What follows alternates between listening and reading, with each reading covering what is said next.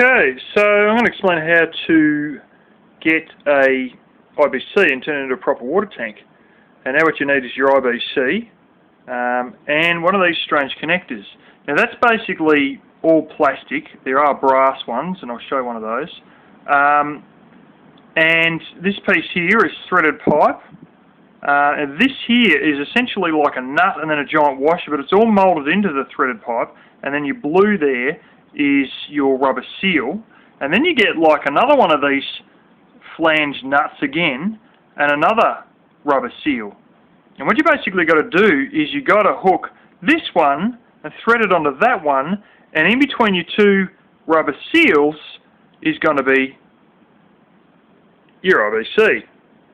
Now, what you got to do is you got to find a area on the IBC down here which is basically flat. What you got to do is you got to drill a hole using either a borer bit or a spade or a hole saw that's big enough for that pipe to slip through, but it has to be in a flat area. So you basically got to make sure that the whole area of where this rubber seal is for this flanged nut here, all that sits on a completely flat area. So don't just sort of drill the hole at the first flat area. It's got to actually be high enough up so that the flanged nut is completely sitting on a flat area, and it's a good idea to mark out where you're thinking of drilling and then place the flanged nut over the top of it to ensure that the flanged nut's completely flat before you actually drill. Because if you get that wrong, the whole IBC is basically a bin job, and that's all there is to it. So yeah, the way it's done is you get and this may be a two-person job, I'd done it myself on my own, but you get a bit of fencing wire and you put a little kink in the end of it, and then you get string, and you can use baling twine, and you have a fairly decent long bit of string. And what you got to do is you got to bend this fencing wire a bit so that after you drill this hole, you can basically lean in through the top with the fencing wire and jam it through the hole that you drilled, and then continue to pull that fencing wire through until string comes out the bottom.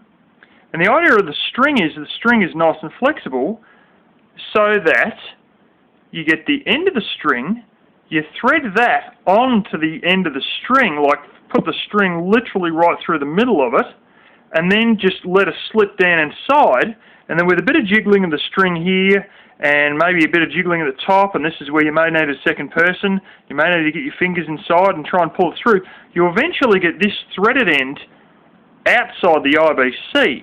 Now once you've achieved that, you've got to hang on to it right up about here somewhere, and then get your nut on, and then once your nut's wound down fairly tight, you've got to hang on to this end bit here and pull that, and then get a spanner, or if you haven't got that, you can use, you know, vice grips or mouldy grips or something, but a big spanner's best, and you've got to hold that pipe from spinning as you tighten this flange nut up so that you create a nice seal there. So it's basically this part on the inside, and then your seal, and then this one with the seal, and that one, and your pipe on the outside, and then you can get that, and you can put an end cap on it or a tap.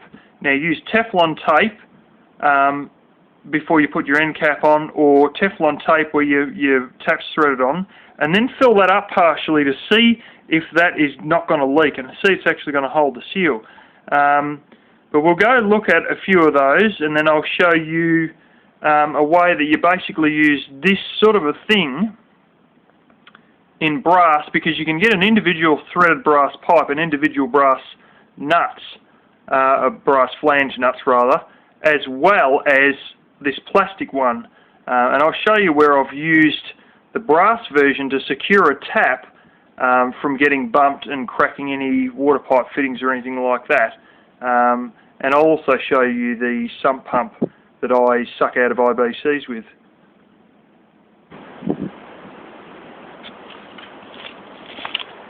This is my big 22,500 litre tank. They've used some sort of gasket here instead, and then a massive big brass flange nut. That white there, that's actually threaded pipe underneath that, but I put Teflon tape on there before I put the tap on. Gives you an idea of the size of the tap, so you get a decent tap on it. Yeah.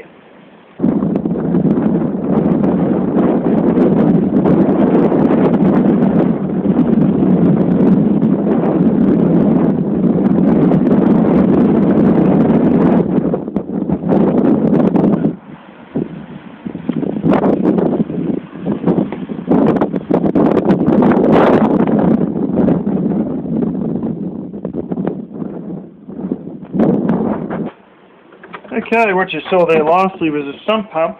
That actually fits out of the, with a bit of jiggling and manoeuvring, it fits out of the IBC.